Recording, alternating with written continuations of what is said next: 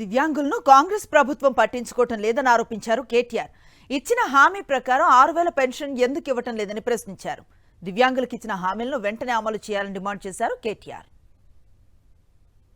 ఓట్లు పొంది ఇవాళ గద్దెనెక్కిన కాంగ్రెస్ దివ్యాంగుల గురించి అన్నాడు కల్లబొల్లి కబుర్లు చెప్పి ఓట్లు పొంది ఇవాళ గద్దెనెక్కిన కాంగ్రెస్ పార్టీని మేము ఈ బడ్జెట్ సెషన్లో శాసనసభలో కూడా నిలదీస్తాము, అడుగుతాం. 6000 పెన్షన్ ఎందుకు ఇంకా ఇవ్వట్లేదు? గద్దెనెక్కిన మూడో బడ్జెట్ ఇది, అంటే 60% సమయం అయిపోయిన తర్వాత కూడా ఎందుకు ఇంకా డబ్బులు కేటాయించట్లేదు నిలదీస్తాము. దాంతోపాటు దివ్యాంగులకు గతంలో మేము డబుల్ బెడ్రూమ్ ఇల్లు ఇచ్చి ఆదుకునే ప్రయత్నం చేశాం. ప్రతి దానిలో కోటా పెట్టి వారిని ఆదుకునే ప్రయత్నం చేశాము. భవిష్యత్తులో ఇంకా ఎక్కువ చేస్తాము.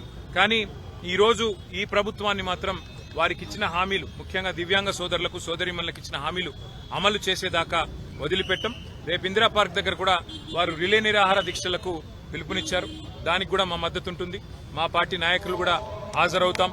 తప్పకుండా దాన్ని కూడా మరి విజయవంతం చేయాల్సిందిగా రాష్ట్రంలోని దివ్యాంగ సోదరులకు కూడా విజ్ఞప్తి చేస్తూ ప్రభుత్వం వెంటనే కళ్లు తెరిచి మరి ముందుకు వచ్చి వారికి ఇచ్చిన హామీలు అమలు చేయాలని చెప్పి డిమాండ్ చేస్తాం.